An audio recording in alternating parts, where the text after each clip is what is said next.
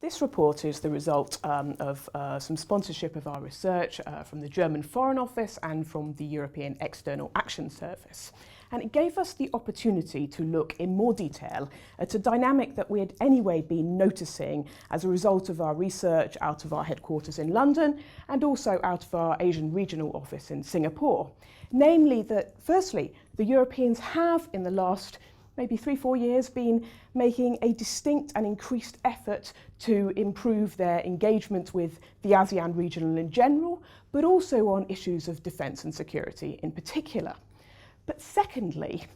that there seems to be something of a sort of emerging gap in perceptions between the EU and some of its member states, Germany, France and even the UK, who will enthusiastically describe to us the nature and content of the EU's engagement in ASEAN security issues, and the same descriptions of the same activity offered to us by ASEAN and some of its member states, which, let's put it a little politely, tends sometimes towards the more lukewarm. And so the idea of this report was to look at what the EU and to some extent ASEAN as well could be doing to encourage the EU in the development of its regional security interests and input into regional stability. The report, probably I'd take two aspects to the report. Firstly, it looks at the increased range of activities in the field of defence and security undertaken by the EU in the last few years and concludes that actually potentially what's needed is not necessarily more activity,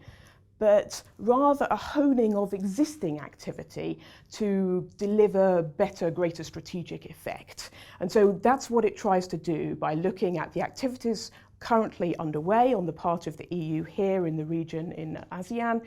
and suggesting, if you like, a strategy of target, promote and sustain.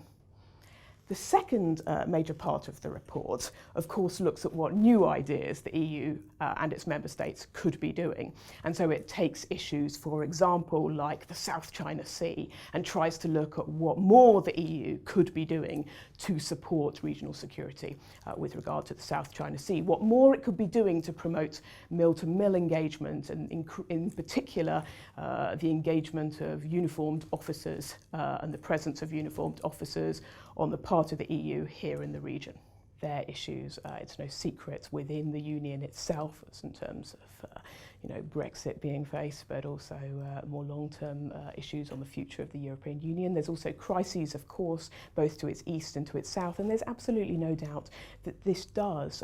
sap attention and capabilities away from the EU's own declared sort of pivot to Asia, if you like. On the other hand, I think perhaps more interestingly, there are things that the ASEAN partners could potentially be doing that might help, if you like, sustain the EU's attention to this region.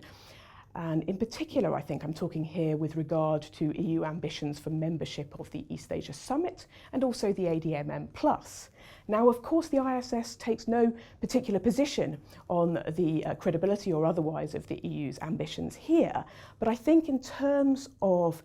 the potential for sustaining this EU engagement in the region and developing it further, I think this is an issue that ASEAN states are increasingly going to have to deal with, finding smart ways, if you like, of managing to sustain EU interests here without, if they choose it, necessarily handing them the keys, the seat at the table.